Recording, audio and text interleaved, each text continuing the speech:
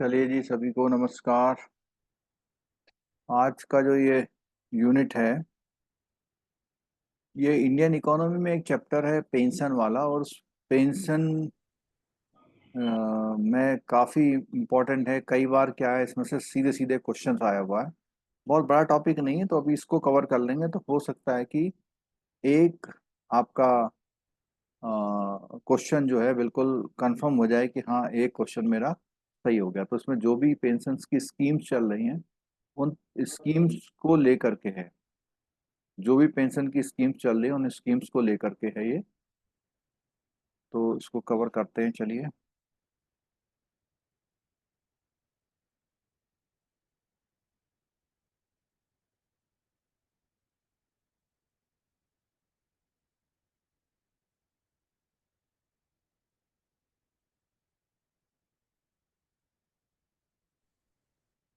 आपकी बुक के अकॉर्डिंग ये जो यूनिट नंबर है, ये यूनिट नंबर है आपकी 43। इंडियन इकोनॉमी, इंडियन इकोनॉमी में यूनिट नंबर 43 है। पेंशन प्रोडक्ट इसका नाम है, पेंशन प्रोडक्ट। तो अगर हम देखें तो पेंशन कई तरह की है। जैसे पहले क्या होता था, जो लोग जॉब करते थे तो 20 साल से ऊपर की जब नौकरी हो जाती थी, उनको रेगुलर पेंशन मिलती थी। आर्मी वालों को पेंशन मिलती थी। लेकिन अभी क्या है, जब बहुत सारी पेंशन अब बंद हो गई है, केवल अब एनपीएस रह गई है। तो ये तो बात हुई उन लोगों के लिए जो अर्निंग वाले लोग होते थे या गवर्नमेंट एम्प्लॉय हैं। लेकिन अब बात आ रही है उन लोगों की जो गवर्नमेंट एम्प्लॉय नहीं है, सैलरीड पर्सन नहीं है, या पुअर पीपल है, जिनको ऐसे संसाधन उपलब्ध नहीं है कि उनका खर्चा कैसे चलेगा। तो उन लोगों के लिए खासकर से प्रोडक्ट जो है डिवाइस किए गए हैं। ठीक है। तो इसमें कौन कौन से प्रोडक्ट हैं? तो सबसे पहली बात है कि पेंशन और प्रोविडेंट फंड दोनों इसमें कवर किए गए हैं। यानी कि प्रोविडेंट फंड को भी ये माना गया है कि रिटायरमेंट के बाद उनके काम आते हैं। और दूसरा जो है, इंश्योरेंस की एन्युटी स्कीम्स है जिसमें पेंशन मिलती है। एनपीएस जो आप लोगों का सैलरीड लोग ज़्यादा यूज़ करते हैं। और अटल पेंशन योजना। तो ये जो भी पेंशन वाली है, क्योंकि एक तो होती है इंश्योरेंस वाली। इंश्योरेंस में क्या, एसएसबी है और पीएमजेजेवाई है। ये तो है इंश्योरेंस वाली। ठीक है। और ये जो है पेंशन वाली।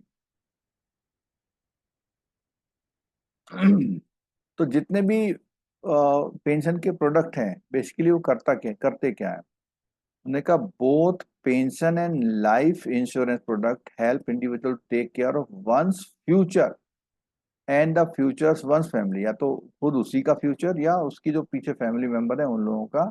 With few difference are a few difference between the life insurance plan and the pension plan. ठीक है। लाइफ इंश्योरेंस प्लान और उसमें थोड़ा सा बेसिक एक फर्क है। वो बोलता है कि लाइफ इंश्योरेंस तो प्रोटेक्ट करता है कि अगर वो प्री मेच्योर डेथ हो जाती है तो फाइनेंशियल कॉन्सिक्वेंसेस को कैसे वो डील करेगा। जबकि जो पेंशन प्रोडक्ट है, वो एड्रेस करते हैं risk of living too long. अगर आप मान लिया कमा सकते हैं 60 साल तक, लेकिन आप जी रहे हैं 90 साल तक, तो ये 60 से 90 के साल में जब जिएंगे, तो उम्र जी तो रहे हैं लेकिन कमाने लायक नहीं है। तो risk of living too long, ज्यादा लंबा जीवन जी रहे हैं, तो उसमें जो खर्चे हैं आपके, आपके पास रिसोर्सेस एडिक्वेट हैं या नहीं, कि जिससे आप ओल्ड एज में अपना काम चला पाए। इन्वेस्टिंग ए सर्टेन अमाउंट, अभी आप कुछ अमाउंट इन्वेस्ट करेंगे और फिर बाद में उस उम्र में जाके आप उसमें बोलेंगे। ठीक है। एक वर्ड आता है इसमें, एक्युमुलेशन स्टेज। एक्युमुलेशन स्टेज, वो बोलता है व्हेन वन पे a specific amount regularly until the person retirement. यानी कि ऐसी उम्र जहां तक वो पेमेंट करता है। फिर है वेस्टिंग एज, वेस्टिंग स्टेज। जब once the individual retires, he gets a steady flow of income, जिसको हम पेंशन बोल सकते हैं, through the rest of his life.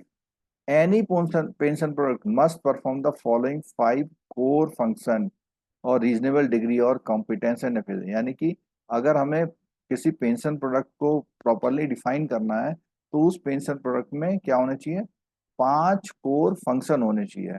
5 core function. पहला, रिलायबल कलेक्शन ऑफ कंट्रीब्यूशन। यानी कि जो पैसा है उसका रिलायबल कलेक्शन हो, taxes and other receipts including any loan payment in the security system. तो एक तो क्या है कि जो आपका कंट्रीब्यूशन है उसका हिसाब किताब प्रॉपर होना चाहिए, कलेक्शन होना चाहिए। दूसरा कहता है payment of benefit for each of the scheme in A timely and correct way, यानी जिस दिन आपका ड्यू हो गया उस दिन से समय से और सही तरीके से पैसा मिलने। तीसरा, securing financial management and productive investment of pension fund. अब बेसिकली होता क्या है कि ये फंड, पेंशन फंड के एसेट बनते कैसे हैं? जितने भी लोग कंट्रीब्यूशन करते हैं उन सबका कंट्रीब्यूशन जो है ये पेंशन फंड में इकट्ठा होता जाता है या इकट्ठा हो गया। लेकिन ये पैसा इकट्ठा होकर ग्रोथ नहीं देता है, इस पैसे को क्या करना पड़ता है, कहीं पर इन्वेस्टमेंट करना पड़ता है। और इन्वेस्टमेंट भी कैसा इन्वेस्टमेंट करना पड़ता है? Productive investment. अगर आप प्रोडक्टिव इन्वेस्टमेंट करेंगे तभी जो है उसका आगे रिटर्न मिल पाएगा। तो इसीलिए कह रहे हैं securing financial management and productive investment of pension fund asset. ठीक है। Next, maintaining an effective communication network including development of accurate data and record keeping mechanism to support collection, payment and financial. उसने कहा कि जो आपका network है वो proper होना चाहिए, वो एक्यूरेट डेटा को डेवलप करे, रिकॉर्ड कीपिंग प्रॉपर करे, क्योंकि पेंशन जो है बहुत लंबा टेन्योर वाला मामला है। तो ये बहुत इंपॉर्टेंट एस्पेक्ट है। नेक्स्ट आता है production of financial statement and reports are tied to providing effective and reliable governance. तो जब भी आपको जरूरत पड़े फाइनेंशियल स्टेटमेंट की या किसी रिपोर्ट की तो उनका प्रोडक्शन हो जाए, मिल जाए। और add to fiduciary responsibility, transparency and accountability. तो बेसिकली ये सब क्यों जरूरत है? Effective and reliable governance and to fiduciary responsibility, transparency and accountancy. इसमें से भी कोई क्वेश्चन पूछा जा सकता है ऐसे। ठीक है, चलो प्रोडक्ट की बात करते हैं। अब पेंशन प्रोडक्ट में अब देख रहे हैं आप कि ये जो प्रोविडेंट फंड वाला मामला है ये भी आपके पेंशन प्रोडक्ट में आ रहा है। क्यों? रिटायरमेंट के समय जो पैसा मिल रहा है वो मंथली ना मिल के एक तरह समझ लो एक मुश्त मिल जा रहा है। अब पीपीएफ भी मतलब प्रोविडेंट फंड जो होते हैं दो तरह के होते हैं। एक तो होता है जो एम्प्लॉय का जो जिस जहां आप जॉब करते हैं वो आपका काट काट के इकट्ठा कर रहा है, तो उसे कौन सा बोलते हैं? एम्प्लॉय प्रोविडेंट फंड बोलते हैं। दूसरा क्या है कि आप खुद जो पीपीएफ का अकाउंट खोलते हैं उसमें इन्वेस्टमेंट कर रहे हैं, आप खुद पीपीएफ अकाउंट में जमा कर रहे हैं। तीसरा कहता है इंश्योरेंस एन्युटी स्कीम, यानी इंश्योरेंस की स्कीम होती है और उसमें आप पैसा जमा करते जाते हैं और आखिर में जाके आपको क्या करते हैं वो लोग, आखिरी में जाके आपको उस पैसे को आपको मंथली फॉर्म में बांटते हैं। एन्युटी जो है बेसिकली पेंशन का टेक्निकल नेम ही है। फिर नए दौर की आजकल एनपीएस शुरू हो गई है और अटल पेंशन योजना जो अनऑर्गेनाइज सेक्टर वाले लोग हैं उन लोगों के लिए। तो इतनी तरह की जो है बात होती है। अब अगर हम बात करें ईपीएफओ वाली, तो ईपीएफओ वाली पेंशन जो है उसके लिए जरूरी है कि वो ऑर्गेनाइजेशन जहां पर आप काम कर रहे हैं वो इसका मेंबर हो। और वो तब होता है, ये मैंडेटरी है अगर उस फर्म में कितने लोग हों, 20 बोलो। से ज्यादा। किसी 20 भी मेंबर। फर्म में अगर 20 से ज्यादा मेंबर हैं तो उनको जरूरी है कि वो क्या करें, एक ये जो पेंशन वाला सिस्टम वो करें। और इसको कौन मैनेज करता है? Employ employ provident fund organise.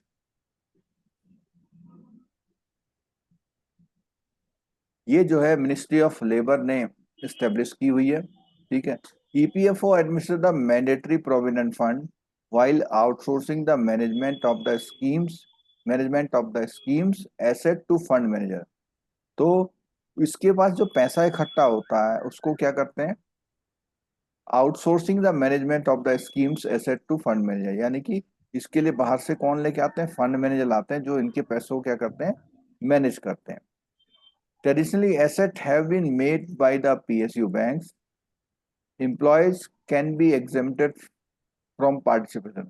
तो यहाँ पर ये कह रहा है कि जो ये स्कीम है, employ can be exempted from the partition if their pension plans provide at least the same level of benefit। तो उसने कहा कि अगर उसके पास कोई ऐसा पेंशन प्लान है जो इसी तरह के बेनिफिट उसको पहले से दे रहा है, तो वो चाहे तो इस प्लान से क्या कर सकता है, एग्जेम्प्ट हो सकता है। वो कह रहा है भाई मैं इसमें शामिल नहीं हो रहा है क्योंकि मेरी ऐसे ऐसे स्कीम चल रही है, ठीक है।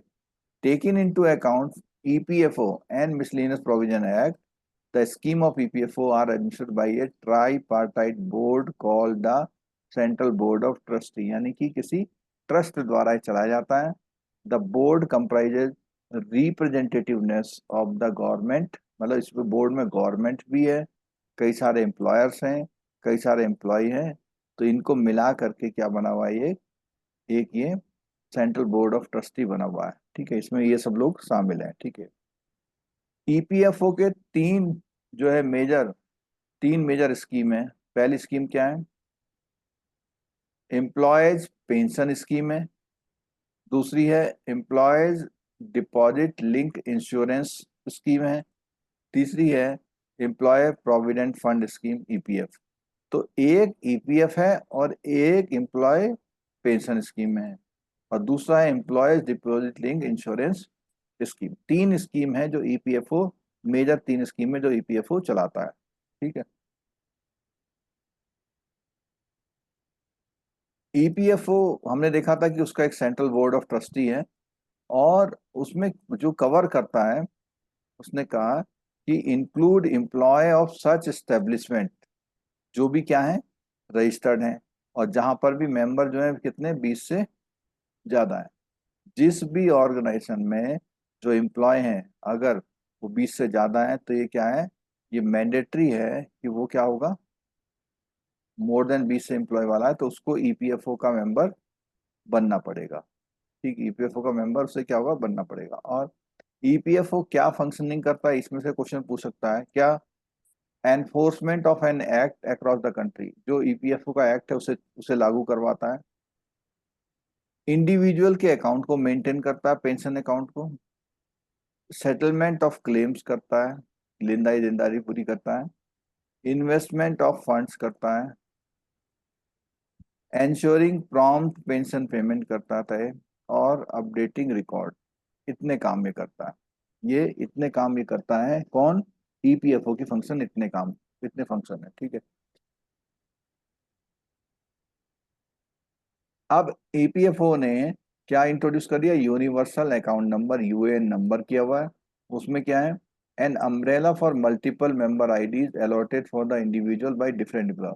तो अब यहाँ पे क्या है कि अब मान लिया कई कंपनियां हैं, 10 कंपनियां हैं, तो 10 कंपनी अलग अलग नंबर दे सकती हैं। तो उन्होंने अब एक्स्ट्रा नंबर बना दिया है, वो किसी भी कंपनी में भी जाएगा तो वही नंबर जो है उसका हर जगह काम आ जाएगा। और ये कितने डिजिट का होता है, 12 डिजिट का एक नंबर होता है, ठीक है। उसके बाद assigned to an employee by EPFO, UN enables the linking of multiple EPF accounts allotted to a single number। तो एक सिंगल नंबर में उसके कई अकाउंट हो सकते हैं। जिस भी ऑर्गेनाइजेशन में मान लिया 5 साल में 2 साल वहां काम किया, 2 साल वहां किया, 2 साल वहां किया, तो हर एक में पीपीएफ का रिकॉर्ड उसके उसी अकाउंट नंबर से लिंक हो जाएगा, ठीक है। और ये जो यूएन वाला प्रोग्राम लॉन्च किया था as part of Pandit Deendayal Upadhyay Shramev जयते कार्यक्रम, ठीक है। एम्प्लॉयर और एम्प्लॉय कितना परसेंट कंट्रीब्यूट करते हैं ईपीएफ में, 12%, ठीक है। और the employer matching contribution are allocated across EPF and EPS such that 3.67% goes into EPF, the remaining 8.3% to the EPS goes into the EPS। तो यहाँ पर क्या है कि ये जो एलोकेशन है वो ईपीएफ हो, तो 3.6% तो कहाँ जा रहा है, ईपीएफ में, प्रोविडेंट फंड में, ठीक है। और बाकी 8.3% कहाँ जा रहा, ईपीएस में जा रहा है, ठीक है। अब ईपीएफ के बेनिफिट क्या है, ये दोस्तों ये देख लो, ये क्वेश्चन जो है कल, एक क्वेश्चन मतलब एक क्वेश्चन सॉलिड करना है, तो सुन लो एक बार, याद सुन लोगे तो हो जाएगा, बहुत हाई फाई नहीं है टॉपिक है। ठीक है। क्या बेनिफिट है? High interest. तो आपको पता है कि पीएफ में इंटरेस्ट जो है 7 से लेकर 9% तक चलता रहता है, पता है ना? ठीक है। 8.10% 21-22 में चल रहा है, आजकल भी शायद 8.3 ऐसे कुछ है। ठीक है। Exemption of tax. अब ये शब्द याद रख लीजिएगा, ये शब्द क्या है? exempted हाँ, यानी exempt कि जब आप डिपॉजिट करते हैं तो आपको क्या मिलता है? एटीसी का मिलता है। आपको बीच में इसमें जो इंटरेस्ट कमाई होती है तो उसमें एग्जम्पशन है। और जब आप इस पैसे को क्या करते हैं,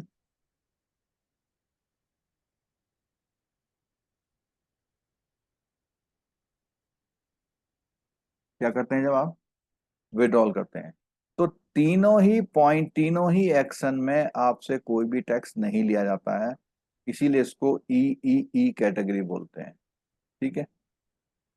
if one withdraw money in case of emergency before specified 5 year, there will not be any exemption. अगर वो 5 साल से पहले उस मनी को निकाल लेता है तो उसका एग्जाम्पशन जो है क्या हो जाता है? खत्म हो जाता है, यानी अगली रिटर्न में उसे उतना एग्जाम्पशन सही करना पड़ेगा। ठीक है। Low risk. EPF is an extremely low risk investment, hence it gives the individual a safe option to invest his money with the added advantage of government backing. Low risk, क्योंकि इसमें क्या है, ये गवर्नमेंट गवर्नमेंट की back है इसमें। ठीक है। लाइफ इंश्योरेंस, तो उसने कहा ये लाइफ इंश्योरेंस की तरह काम करता है। अगर डेथ हो जाती है तो corpus goes to the family of the deceased. Hassle free है, क्योंकि जब से यूएएन नंबर आ गया, an employ needs to open an EPF account only once, and that it can be transfer to his subsequent employ. तो वो क्या हो सकता है, वो जब एक से दूसरे में जाता है तो वहां पर भी क्या है, ट्रांसफर हो सकता है। ठीक है।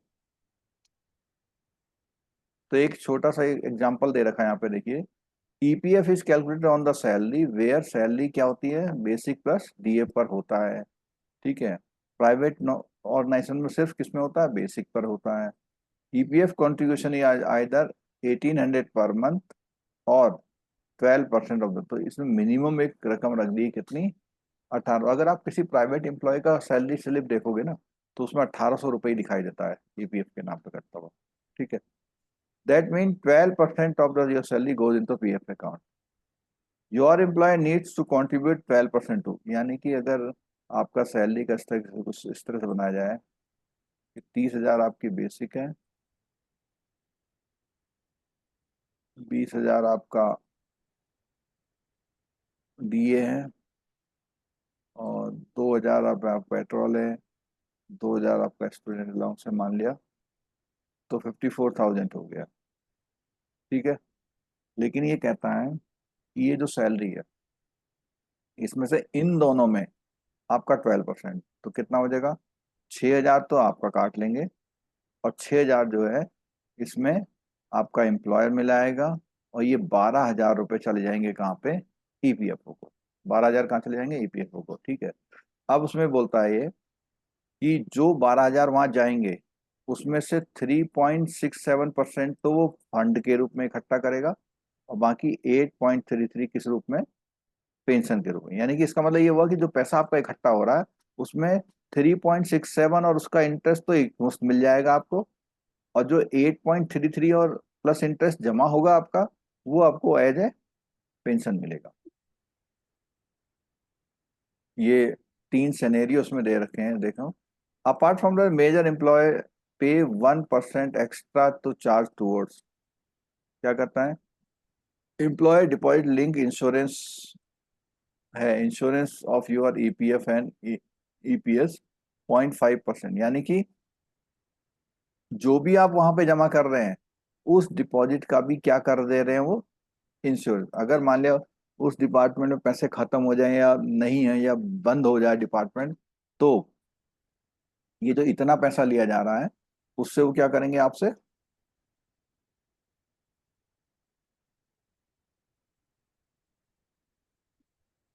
आपका जो पैसा है वो सुरक्षित रखने के लिए इंश्योरेंस करा लेंगे, ठीक है। और 0.5% वो किस लिए काट रहे हैं? ईपीएफ का एडमिशन चार्ज, क्योंकि वहां जो एम्प्लॉय लोग काम करेंगे उनकी सैलरी कहाँ से आएगी? आपसे आएगी, ठीक है। अब देखिए, ये जो केस स्टडी की बात आई थी, तो केस स्टडी बिल्कुल साफ साफ है यहाँ पे। किसी की सैलरी कितनी है? लेस देन 15,000, बस।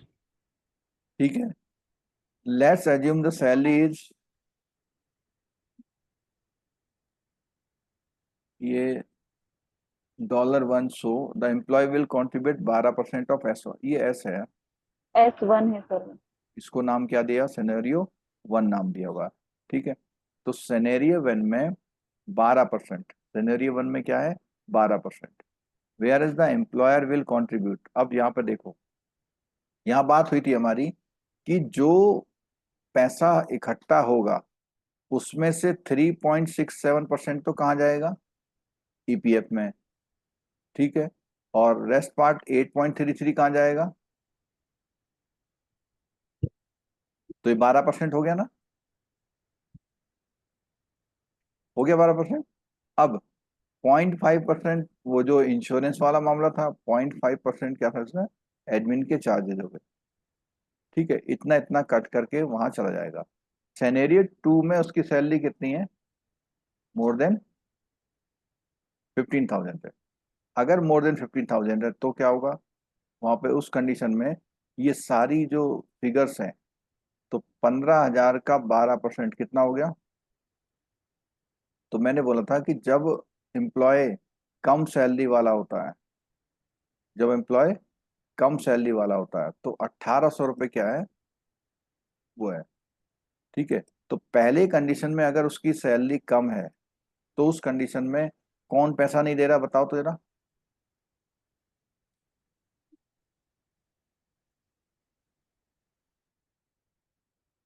सिनेरियो 1 में सैलरी कितनी है उसकी? प्राइवेट। 15,000 का 3.6%, 15,000 का इतने परसेंट। और दूसरे वाले केस में क्या हो रहा देखो,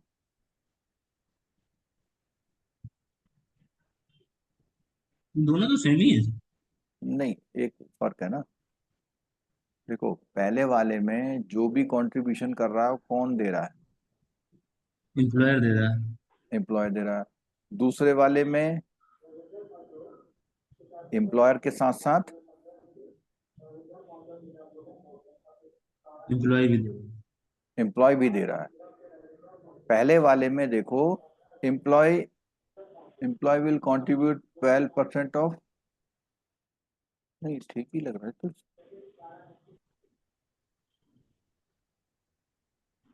कोई चीज नहीं है ना इसमें,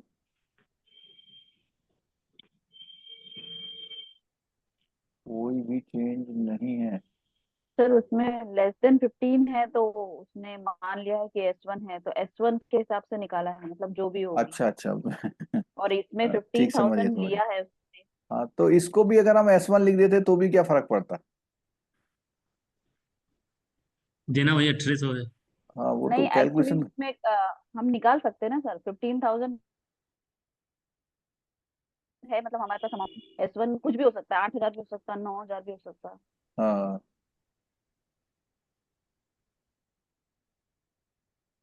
सिनेरियो 3 देखिए सर, तब समझ में आए। उसमें हम्म, 30,000 है।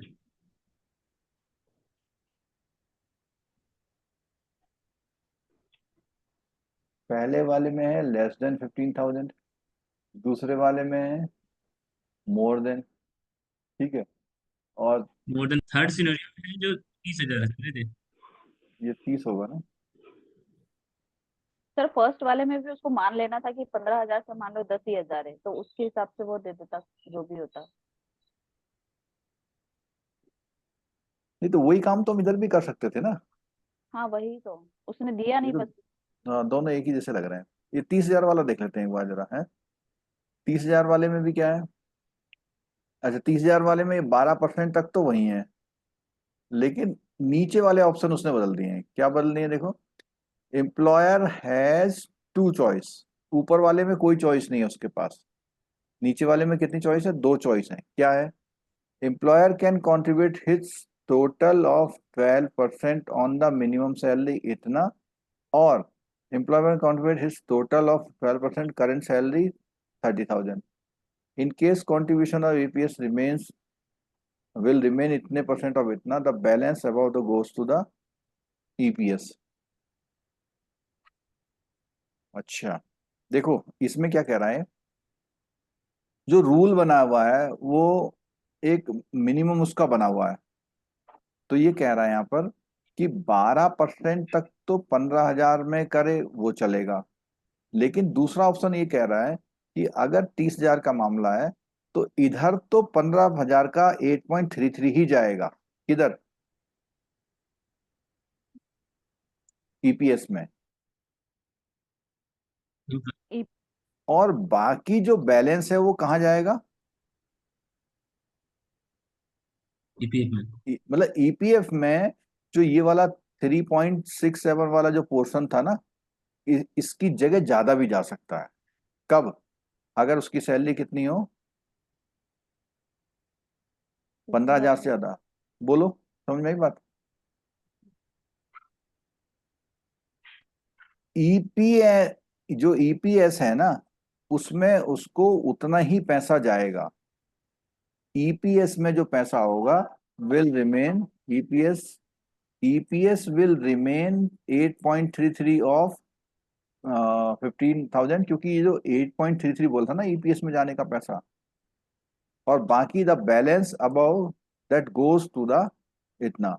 तो अब यहाँ पे देखिए 8.33% 15,000 का यहाँ जाएगा, और बाकी का 8.33% कहाँ जाएगा फिर, वो ईपीएफ में ईपीएफ जाएगा। बोलो, क्लियर हुआ। दोनों में तो उतना ही जा रहा है सर, 15,000 का तीनों में।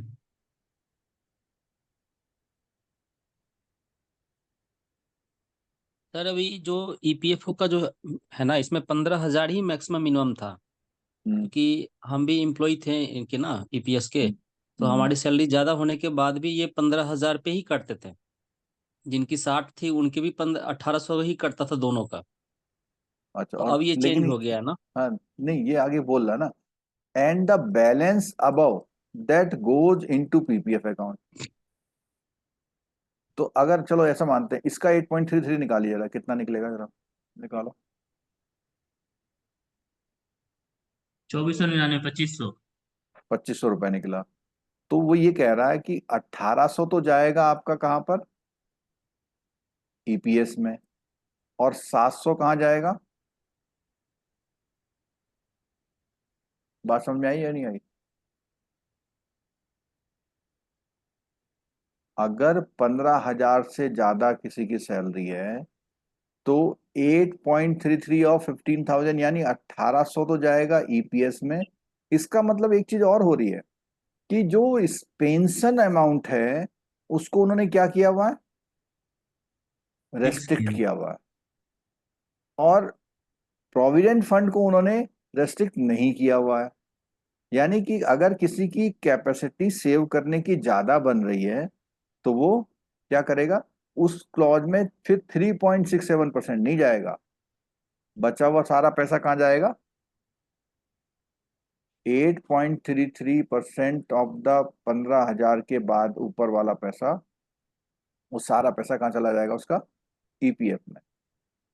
ठीक है, 8.33 जाएगा ईपीएस में, यानी कि ईपीएस को उन्होंने कौन सी लिमिट मान लिया है, मैक्सिमम। जैसे अभी आपने बताया ना कि आपका 1,800 रुपये कटा था। अच्छा ये बताओ, जब आप 1,800 बता रहे हो तो ये वाला पॉइंट था आपके पास, उसमें सर सर अभी हमने, दो पोर्शन होते थे ना, 1800 हम्म, में 1250 और 700 रिमेनिंग जो बचा ना, वो कटता था। जो आप 3% बोलते थे वो पेंशन फंड में जाता था। हम्म, थ्री 8.33। हाँ जी, हाँ जी, वो पेंशन फंड में, और 8.33 आपके, वो आप चाहे तो बीच में आप निकाल भी सकते हैं। दो पोर्शन में वो जमा होता था। हाँ, ये जो प्रोविडेंट फंड है ना, इसको आप निकाल सकते हैं, लेकिन इसको आप नहीं निकाल सकते। और ऐसा करने से क्या होगा कि पेंशन एक ऑलमोस्ट अमाउंट ऐसा होगा जो कैसा होगा, लगभग फिक्स सा होगा। मतलब पेंशन की हद जो है उन्होंने यहाँ पर एक फिक्स करने के लिए उन्होंने मैक्सिमम बोला कि 15,000 पे 8.33% तो जाएगा आपका कहाँ पर, ईपीएस में, और सर उससे एक ऊपर हमने का अभी ग्रुप में भेजे हैं सर ईपीएफ का स्टेटमेंट, क्या करा है? एक स्टेटमेंट भेजे हैं ईपीएफ का। अच्छा अच्छा, ग्रुप में, हम्म। एक मिनट।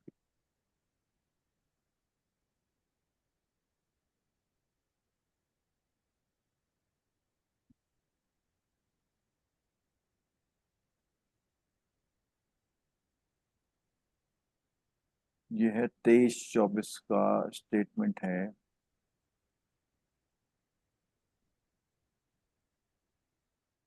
ये एम्प्लॉय है, एम्प्लॉयर है, और ये एम्प्लॉय है, यही है ना?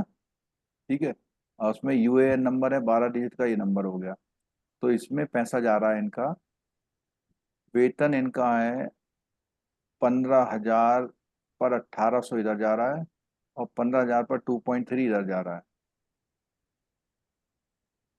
एम्प्लॉयर का, एम्प्लॉय का, और एम्प्लॉयर का कितना जा रहा है? 1,250 पेंशन पे जा रहा है। जो इम्प्लॉयर कंट्रीब्यूशन होता है उसी को बाइफरकेट कर रहा है, दो पार्ट में डिवाइड कर रहा है। इम्प्लॉय का हम्म कंट्रीब्यूशन, यदि इम्प्लॉय की सैलरी ज्यादा है तब हम्म। उसका कंट्रीब्यूशन इम्प्लॉय वाला में रहेगा, लेकिन वो जो इम्प्लॉयर है वो 1800 देगा। तो इसकी जो सैलरी है वो है कितनी? इसकी सैलरी लगता है 24-25 हजार है। कहीं लिखा हुआ? लिखा तो नहीं हो। ये तो नहीं है नहीं, ना? इसकी सैलरी जिसका हम भेजे हैं इसकी सैलरी तो लगता है 40 हजार है।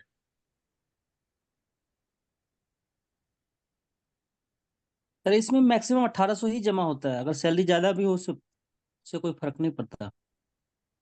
ये जो पार्ट है, एम्प्लॉय से केवल हम कितना ले रहे हैं? 1,800 रुपए, और ये 1,800 रुपए जा कहाँ रहा है? ईपीएस में। और बाकी पैसा कहाँ जा रहा है? सर हम्म इसमें यही तो ले रहा है वो, देखिए 15,000 का हम्म। 8.3% होता है 1250। ठीक है, और उसी में एम्प्लॉयर का कंट्रीब्यूशन है 15,000 का 3.67%, वो आ रहा है 550। दोनों ही अच्छा, कैलकुलेशन वही आ रहे हैं। ये बेसिकली 1,800 का बाइफरकेशन है।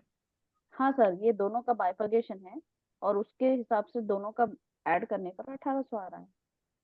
नहीं सर, ये बाइफरकेशन नहीं है, ये इम्प्लॉयर का कंट्रीब्यूशन का बाइफरकेशन है। जो 1800 इम्प्लॉयर भी देता है ना, 1800 तो इम्प्लॉय का कंट्रीब्यूशन हुआ, हम्म। उसमें ये हो गया इम्प्लॉयर के आपका, कंट्रीब्यूशन ये एम्प्लॉय का हो गया। तो इधर सर दो इसमें जो इसमें ऐसा है ना, हाँ 1800 प्लस 550, हाँ। ये दोनों एक जगह जमा होता है, एक जगह जमा होता है। जो आप भविष्य में अगर सपोज निकालना होता है तो 1850 प्लस 550, इस दोनों को आप निकाल सकते हैं। और ये अच्छा, 1250 पेंशन वाली होती है, इसको निकाल नहीं सकते हो, ऐसा ऐसा होता है। कह सकते हैं कि एम्प्लॉय का कंट्रीब्यूशन निकाला जा सकता है, यही कह रहे हैं? एनपीएस में भी तो ऐसा ही है। प्लस इसमें हाँ, 550 भी है।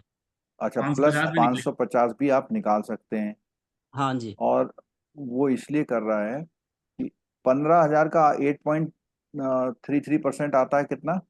बारह सौ इतना। पचास रुपए हम्म। तो इसका मतलब ये हुआ कि 15,000 का जो बनता है वो 1,250 बनता है।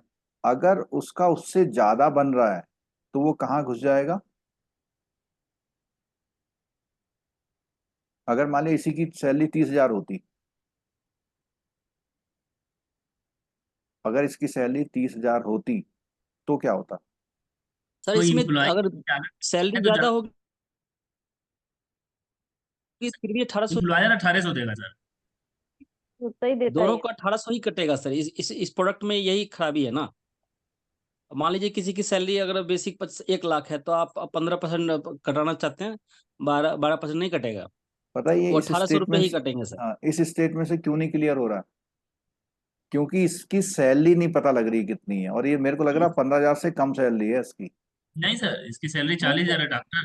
इसकी ज्यादा होगी सर। ये हमारे बैंक में था लेकिन अब ये हटा दिया गया। अच्छा, 40,000 सैलरी है। तो 40,000 सैलरी में इधर ये अमाउंट उन्होंने क्या कर रखा, इसका मतलब कोई भी एम्प्लॉय होगा उसकी कभी भी इससे ज्यादा नहीं कंट्रीब्यूशन होगा किसी का भी। जी 1800 से ज्यादा कटेगा ही नहीं, कटेगा ही नहीं, मतलब ये क्योंकि ये फिक्स मैक्सिमम कर दिया लिमिट ना है। 15,000 रुपये। मैक्सिमम जी। लिमिट है कि हाँ जी। 1,800 रुपये एम्प्लॉय से कट रहा है। और अगर ये इससे कम होता, अगर मान लिया इसकी सैलरी 10,000 होती तब क्या होता? तो कम कटता। तो कम कटता। अगर 10,000 होती तो 8,833 रुपये तो जाते इसके कहाँ पर?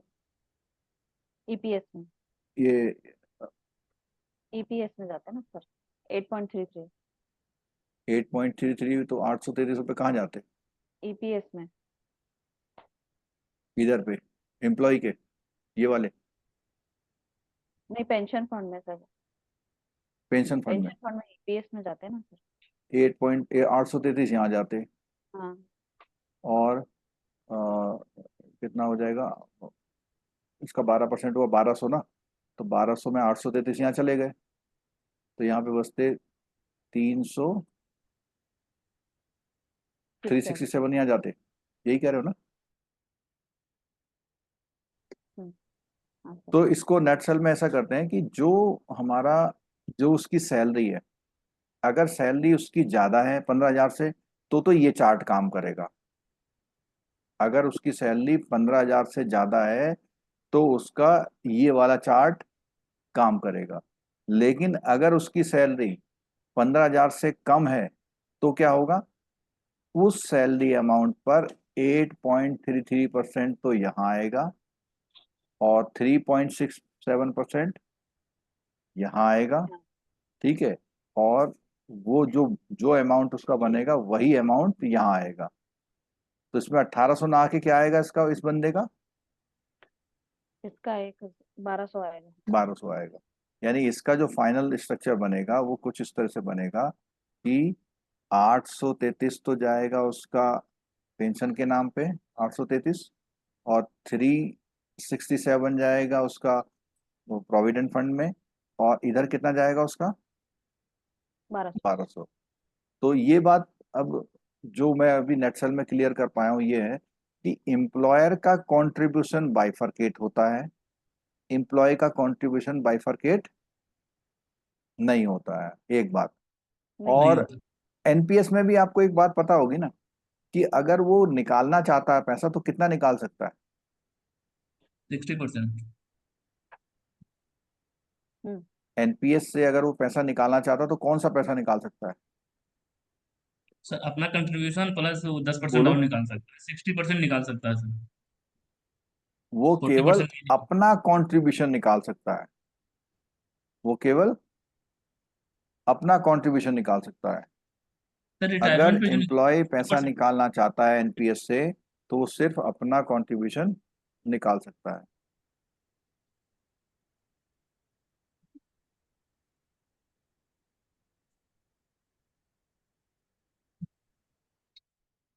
ठीक है, चलो।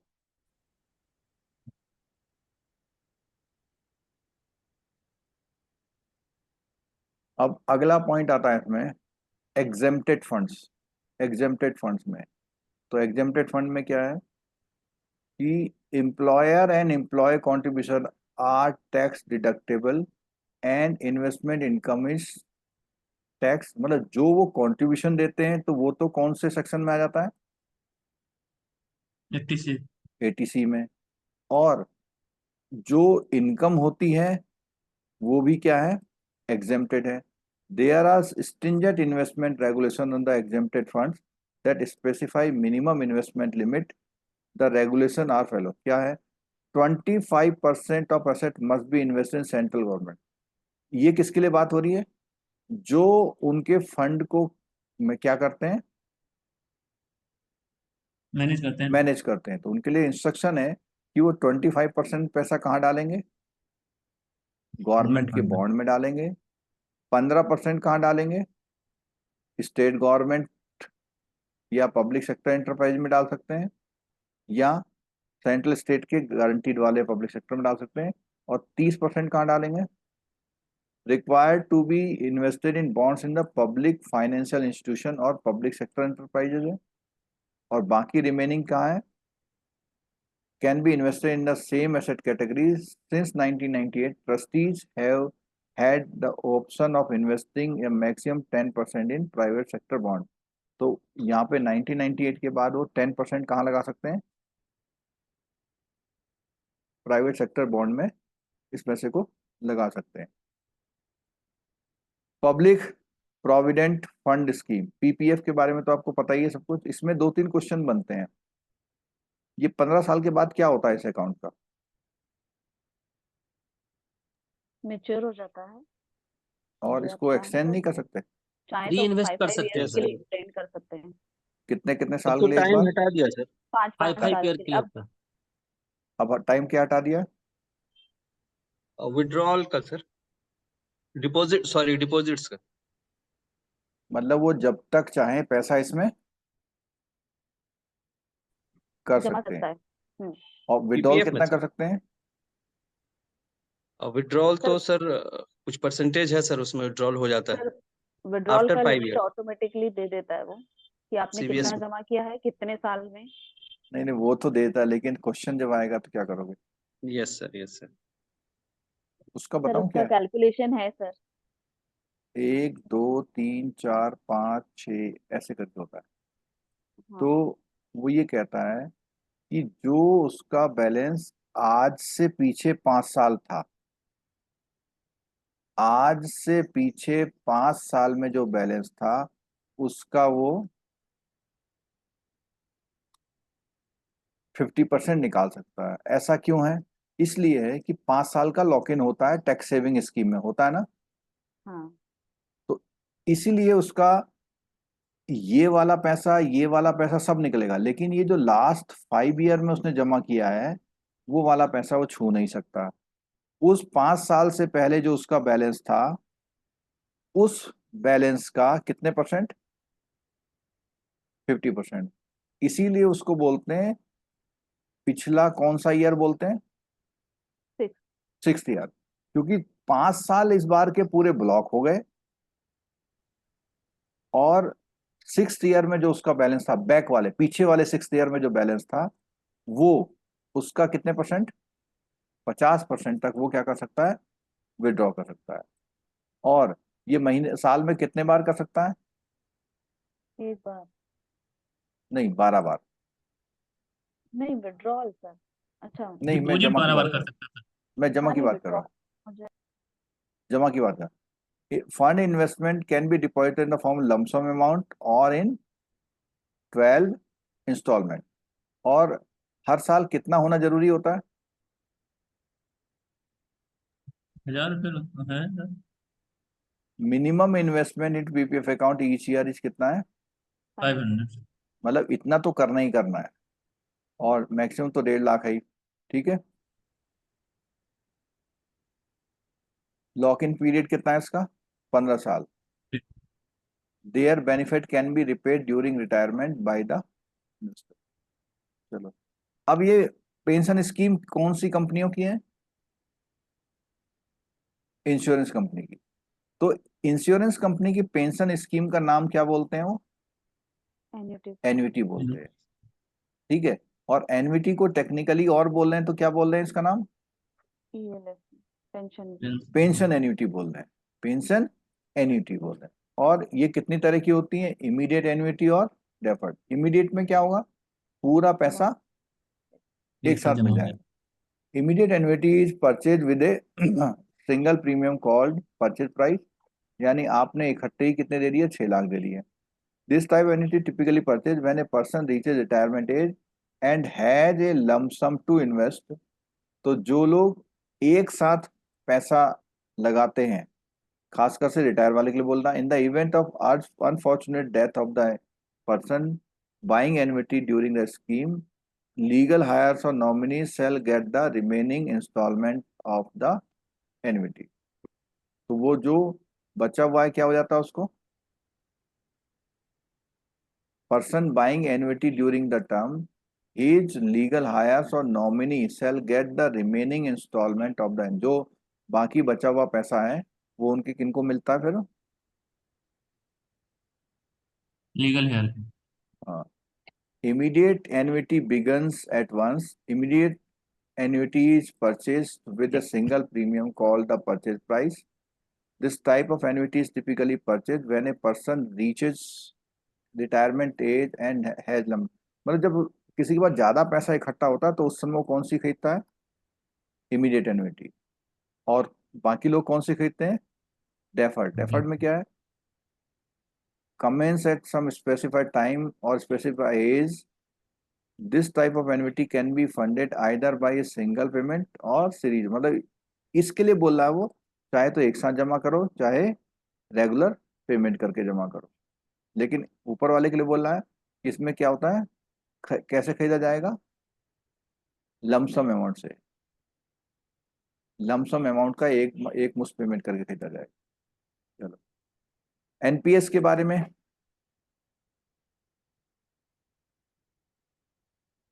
आफ्टर रिटायरमेंट अगर आप विड्रॉल करेंगे तो कितना पैसा निकाल सकते हैं? 60% पैसा आप इमीडिएट निकाल सकते हैं। As an NPS account holder the subscriber will receive the remaining amount as a monthly pension during the post retirement period. Earlier NPS scheme covered by the old central government employ. Now अभी कौन कर रहा है? पीएफआरडी ने क्या कर दिया है, कोई भी सिटीजन इसका पार्टिसिपेट कर सकता है। पहले किसके लिए थी ये? गवर्नमेंट एम्प्लॉय के लिए थी। अभी क्या कर रहा है इसने, कोई भी सिटीजन भी इसका क्या बन सकता है? मेंबर बन सकता है। मतलब प्राइवेट आदमी भी इसका मेंबर बन सकता है। One who works private sector requires a regular pension after retirement. The scheme is portable across job location. सब लोगों के लिए है। और इसमें कौन कौन सी छूट मिलती है? एटीसी की मिलती है और 80CCC-D की मिलती है। 80CCC-D की स्कीम में कितना बेनिफिट मिलता है? 50,000 पे मिलता है। हाँ, 1.5 लाख का आपका वो एटीसी में मिल जाता है। अगर आपका 1.5 लाख से ज्यादा आ रहा है तो आप बाकी पैसे को यहाँ पर 50,000 को यहाँ एडजस्ट कर सकते हैं। ठीक है। और जो एम्प्लॉयर देता है उसमें क्या होता है? जो एम्प्लॉयर पेमेंट देता है उसमें क्या होता है? 100% एग्जम्पशन है उसमें। 100% एग्जम्पशन मतलब एम्प्लॉयर ने जो पैसा दिया उसमें कोई भी टैक्स नहीं लगेगा। आपका जो कट रहा है वो 2 लाख तक, 2 लाख तक क्या हो सकता है? 80CCD में उसकी छूट मिल जाती है आपको। ठीक है। सर एम्प्लॉयर जो देता है ना उसमें 10% और 4% का सेगमेंट होता है। 10% तक कोई टैक्स नहीं है और 4 स्लैब आपके लगेंगे। 10+4। 4 आपका कहना ये है कि 10 क्या है? नॉन टैक्सेबल है। और ये क्या है? 4% टैक्स टैक्सेबल है। स्लैब जो आपका होगा उसके हिसाब से कटेगा। तो आप लोगों को कितने परसेंट कट रहा है एनपीएस में जो बैंक दे एम्प्लॉय रहा है? 10 एम्प्लॉय देता है। अच्छा, एम्प्लॉयर वाले केस में अगर वो 14% दे रहा है तो उसमें 10% में तो कोई टैक्स नहीं है। लेकिन इस 4% को वो आपका क्या मान ले रहे हैं? इस 4% को क्या ट्रीट कर रहे हैं वो आपकी? इनकम। इनकम ट्रीट कर रहे हैं। और इसमें कितनी तरह का फंड जमा होता है? सर इसमें लेटेस्ट 3 तरह के होते हैं, टीयर 1 टीयर 2, एक टैक्स सेवर स्कीम नया लेटेस्ट आया है। Tax saver. हाँ जी। तो टीयर 1 टीयर 2। टीयर 1 कौन सा अमाउंट होता है? पेंशन वाला होता है। और जिसमें विड्रॉल आप नहीं कर सकते, नहीं कर सकते। स्टेटस होता है। हाँ, टीयर 2 आपके पास एक्स्ट्रा पैसा है तो आप उसमें क्या कर सकते हैं? वॉलंटरी कटवा सकते हैं। आपने वो सुना होगा जब पीपीएफ होता था ना पहले, पीएफ, तो कुछ लोग पीएफ 15% कटवाते थे, कुछ लोग पीएफ 20% कटवाते, सुना था कभी आपने? जी सर। हाँ, तो ये जो एडिशनल कंट्रीब्यूशन कटवाते हैं उसी को एक तरह से क्या बोला हुआ है, Tier 2. Tier tier 2 to. बोला हुआ है। ठीक है, the contribution accumulate over a period time till retirement of contribute made fund grow the market link return. और ये पैसा आपका कहाँ जमा हो रहा है, सारा मार्केट में जमा हो रहा है, उसके हिसाब से फिर उसको आपको रिटर्न वहां पर मिलती है। NPS is mandatory applicable to central government employ. Arm force के लिए अभी भी कौन सी स्कीम चल रही है, pension. Old pension. Old pension, OPS चल रहा है आर्म फोर्स के लिए। ठीक है, और किन के लिए, जो लोग 2004 के बाद रिक्रूट हुए हैं। और स्टेट गवर्नमेंट ने भी फिर ये लॉन्च कर दी थी। और government employ make monthly contribution कितना, 10% देयर सैलरी। और जो एम्प्लॉयर है वो कितना करेगा, 2019 से अब एम्प्लॉयर को कितना देना है, 14%। 14%। एम्प्लॉय को कितना देना है, 10%। 10% देना है। ठीक है, the all citizen model, age की बात आती है इसमें, क्या है, ऑल सिटीजन मॉडल है तो इसमें क्या है, एज कितनी होनी चाहिए, 1870. 18 से 70। 18 से 70 होनी चाहिए। और चाहे वो रेजिडेंट हो चाहे वो नॉन रेजिडेंट, दोनों के लिए स्कीम अवेलेबल है। ठीक है,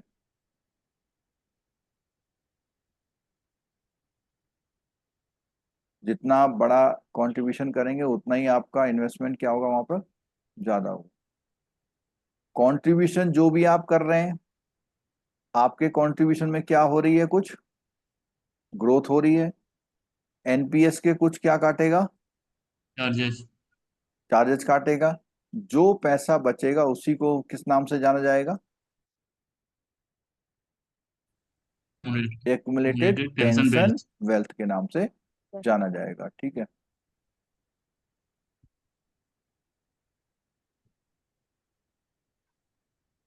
NPS is distributed through authorise entity called point of presence.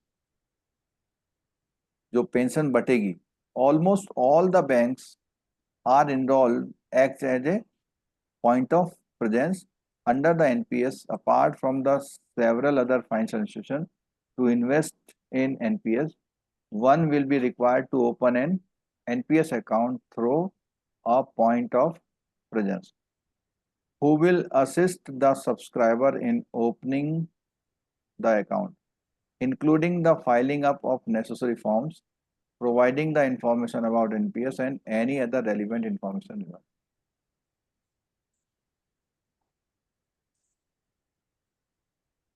NPS is administered through the unbundled architecture involving intermediaries appointed by the PFRDA. कौन कौन है, pension fund, custodian, central record keeping agency, national pension system trust, trustee bank, point of presence, annuity service provider. NSDL is the designated CRA. तो basically NPS का पूरा phenomena जो चल रहा है वो इसमें इतने लोग शामिल हैं। सेंट्रल रिकॉर्ड कीपिंग कौन करता है इसकी, एनएसडी। एनएसडीएल। आप देखेंगे अगर उसमें वेबसाइट जब खोलते हैं तो NSDL डॉट करके आता लिखा हुआ।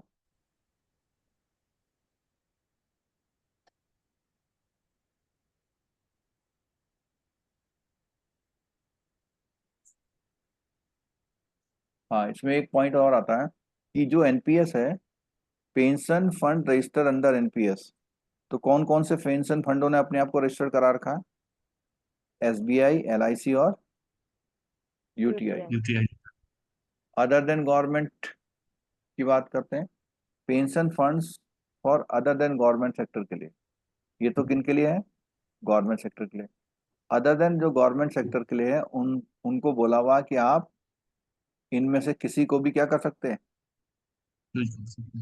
ऑप्ट कर सकते हैं। ठीक है, since registration of PFM is ongoing process, there is update on time. NPS offer two approaches to invest subscriber money. एक कौन सी चॉइस है एक्टिव और एक कौन सी है, auto. Auto.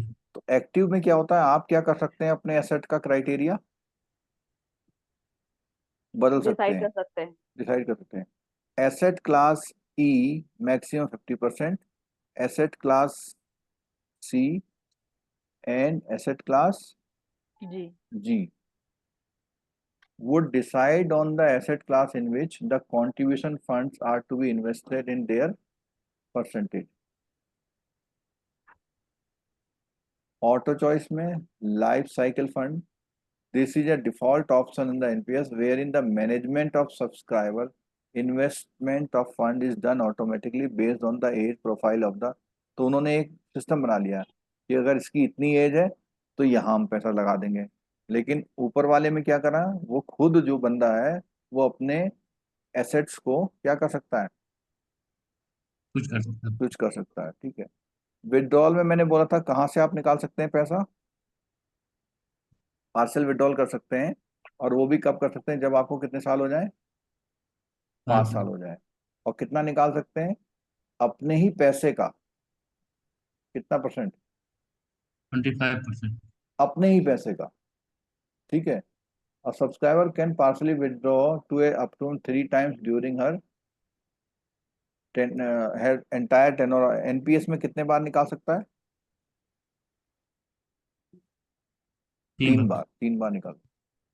Pre mature withdrawal, अगर वो स्कीम में बना नहीं रहना चाहता है, आफ्टर कंप्लीशन ऑफ 10 ईयर और upon completion of 3 year if subscriber है ज्वाइन एनपीएस आफ्टर, अगर 60 साल के बाद ज्वाइन किया हो तो 3 साल, नहीं तो कितने साल, 10 साल। 10 साल। Subscriber can withdraw maximum 20% of the corpus of lump sum and 80% of the corpus has to be utilized for purchasing of annuity plan for receiving the pension। यानी वो अपने इस पैसे का 80% निकालेगा, तो किस काम के लिए निकालेगा वो, एन्युटी प्लान चूज करेगा। हाँ, मतलब कोई एन्युटी प्लान में पैसा लगाने के लिए निकालेगा। If the accumulated corpus is less than 2.5 lakh, the entire corpus paid in lump sum to the, अगर 2.5 लाख से कम है तो उसको पूरा पैसा दिया जा सकता है।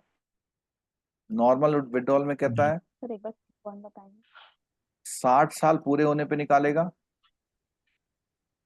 अगर उसने 60 साल से पहले ज्वाइन किया है, और अगर 60 साल के बाद ज्वाइन किया तो उसके कितने साल बाद निकाल सकता है, 3 साल बाद। Subscriber can withdraw maximum 60% of the corpus lump sum and minimum 40% corpus has to utilize the purchasing। तो जब वो निकाल रहा है नॉर्मल विड्रॉल में तो उसे 40% पैसा कहाँ लगाना पड़ेगा, पेंशन में। पेंशन में। और अगर वो प्री मेच्योरली निकाल रहा है तो उसे 80% लगाना पड़ेगा। अगर प्री मेच्योर पैसा निकाल रहा है तो 80% पैसा वो एन्युटी प्लान में लगाएगा। अगर वो नॉर्मल विड्रॉल कर रहा है तो वो अपना 40% पैसा कहाँ लगाएगा, एन्युटी प्लान में। Annuity plan. Subscriber has also the option of continue in NPS till the age of कब तक, 75। Exit any time continues before the, अगर वो आगे बढ़ा रहा टाइम तो वो निकलना चाहे तो कभी भी निकल सकता है। Existing NPS subscriber can defer receiving the lump sum at the age of कितना, मतलब कहने का मतलब ये है कि अपनी पेंशन को वो कहाँ तक खींच सकता है,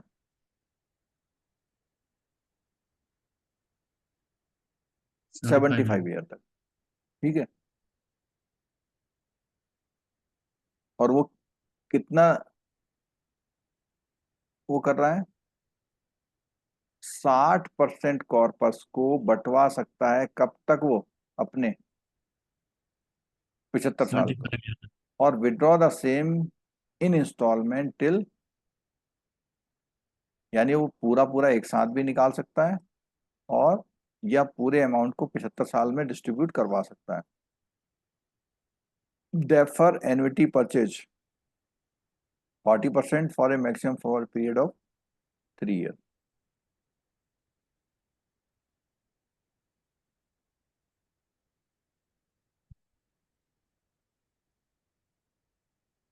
ये जो मैं बता रहा था ना आपको, 1.5 लाख का तो ये है आपको अंडर सेक्शन 80C, और यहाँ पर 80CC-B1 में कितना है, 50,000 है। ठीक है।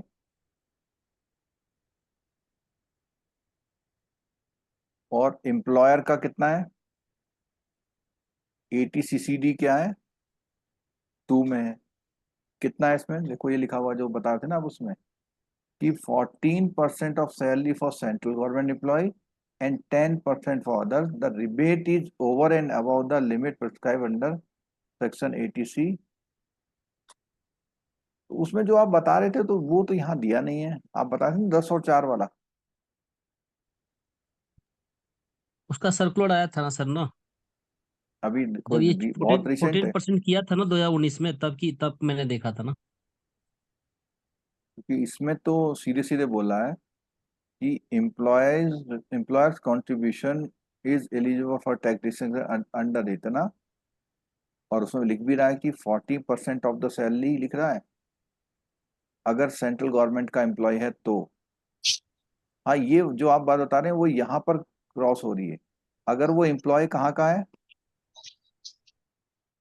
सेंट्रल गवर्नमेंट का है, तो उसे 14% पूरे पे क्या मिल रही है? रिबेट मिल रही है। और अगर वो सेंट्रल गवर्नमेंट का एम्प्लॉय नहीं है तो 10%। तो आप सेंट्रल गवर्नमेंट के एम्प्लॉय हो? नहीं सर। नहीं है, तो इसीलिए वो 10% वाला लागू होगा। ठीक है, rebate is over and about the, ठीक है। एंटरिम पार्शियल विड्रॉल कितना बताया था हमने अभी थोड़ी देर पहले? 25% हो सकता है, और वो क्या है? टैक्स फ्री है।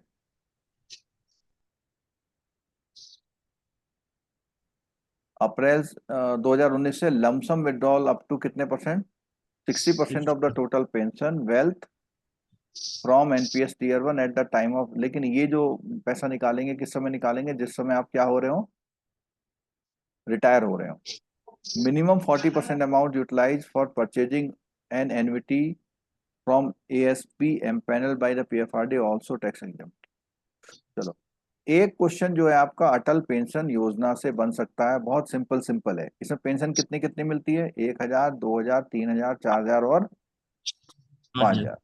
आप ज्वाइन कब कर सकते हैं? 18 से 40 साल तक। जितनी जल्दी ज्वाइन करेंगे उतनी प्रीमियम क्या लगेगी आपकी? कम लगेगी। और जितनी ज्यादा करेंगे उतनी, जितनी देर से करेंगे उतनी प्रीमियम क्या लगेगी आपकी? प्रीमियम ज्यादा लगेगी। ठीक है। Government of India had contributed 50% of total contribution or ₹1000 per annum whichever is lower for eligible subscriber who joined scheme before। जिन्होंने इससे पहले इस दौरान ज्वाइन करी थी उन लोगों को 50% की क्या दी थी गवर्नमेंट ने? प्रीमियम में क्या दी थी? छूट दी थी।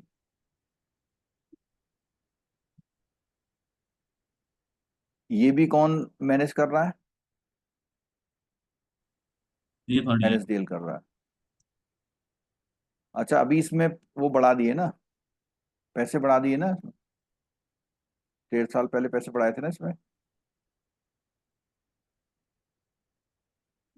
इसकी प्रीमियम बढ़ाई थी क्या? नहीं सर, प्रीमियम तो है। अच्छा, वो उसकी बढ़ाई थी।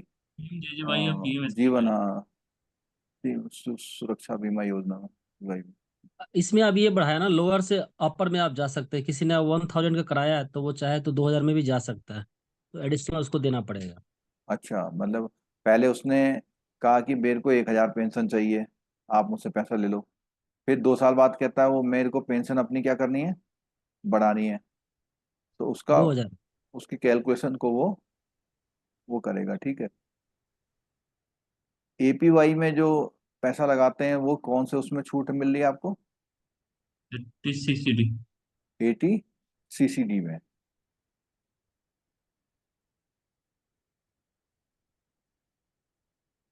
अभी ये टैक्स पेयर के लिए हटा दी ना स्कीम।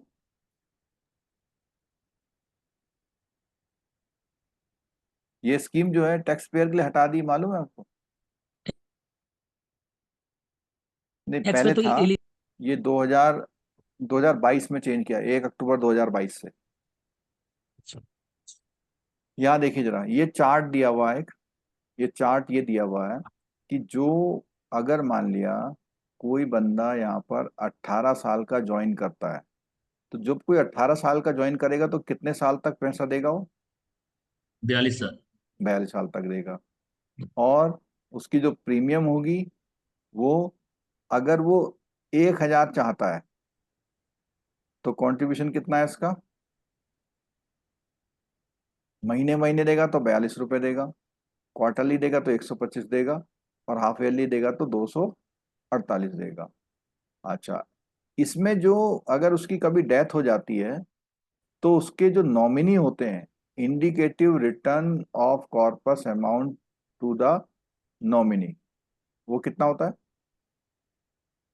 जो 1,000 वाली पेंशन सब्सक्राइब किए हुए होता है उसको 1.7 मिलेगा, 2,000 वाले को कितना मिलेगा? ये लमसम अमाउंट है ये सर जो, आफ्टर मैच्योरिटी है सर। हाँ आफ्टर मैच्योरिटी है, लेकिन नॉमिनी को है, उसको पेंशन नहीं मिलेगी। उसको क्या मिलेगा? सीधे सीधे लम्स में वो कॉर्पस मिल जाएगा उतना। तो ये सीधे सीधे जो है डबल है, ट्रिपल है, और 4 टाइम है।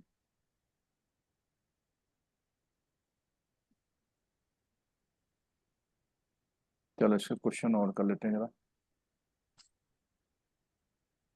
बोलो।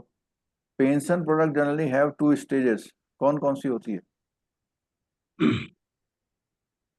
2 स्टेज, एक वेस्टिंग हो जाएगा ना, सी नंबर। वेस्टिंग एज था ना। Which of the following is not a scheme operated by EPFO?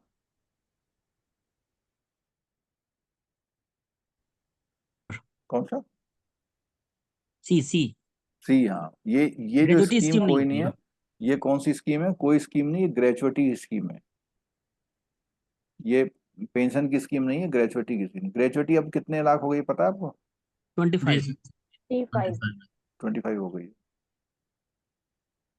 What is the lock in आपने पीरियड इन आपने तो पीपीएफ वीडियो अकाउंट? डाला था सर। हाँ, एक जी। वीडियो आया था, बनाया था मैंने। What is the lock in period of PPF account? 10। D 15 साल। 15 है भाई। लॉक इन पीरियड इसका कितना है? 15 है। 15। बीच में आप पैसा निकाल सकते हैं, पार्शियल उसको हम विड्रॉल। 5 ईयर। पार्शियल विड्रॉल कर सकते हैं। जो मैंने बताया कि आज से छठे साल में जो बैलेंस था, छठे साल में बैलेंस होने का मतलब है इन 5 सालों को आप नहीं निकाल सकते। लास्ट के जो 5 साल हैं उसमें जो भी पैसा जमा किया वो नहीं निकाल सकते। छठे साल तक जो जमा किया वो निकाल सकते हैं, और इस बैलेंस का कितना परसेंट निकाल सकते हैं? 50%। Which of the central record keeping agency of NPS की कौन है? एनएसडीएल। सी। एनएसडी। और NSD। एपीवाई की कौन है? एक उसकी भी यही है। NSDL है दोनों एपी का। एनएसडीएल दोनों की। ठीक है।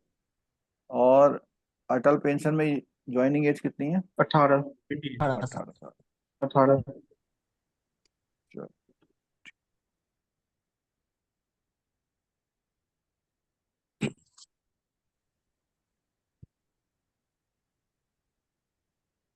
एक इंश्योरेंस प्रोडक्ट रहता है वो भी मैं करा दूंगा, और रियल एस्टेट इन्वेस्टमेंट ये है। और जो एडिशनल रीडिंग है ना इसमें, बुक है आप लोगों के पास, किसी के पास? जी सर। देखो एडिशनल रीडिंग में आपका आता है,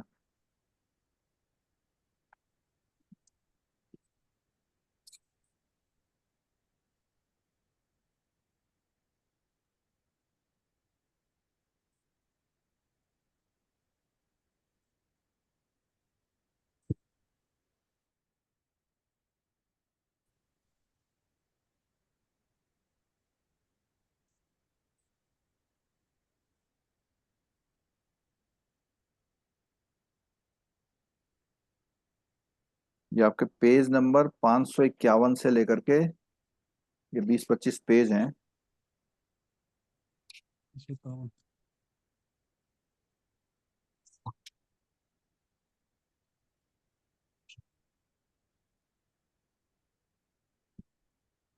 तीन चैप्टर हैं इसमें, valuation of real property credit. और मॉर्गेज एडवाइस। इसमें इसमें आपका जो प्रेजेंट वैल्यू फ्यूचर वैल्यू का कॉन्सेप्ट है, थोड़ा सा टैक्सेशन का भी है इसमें। तो आज जो है हम इसको रात को इसको कवर करेंगे। डिटेल की बात करो ना। है?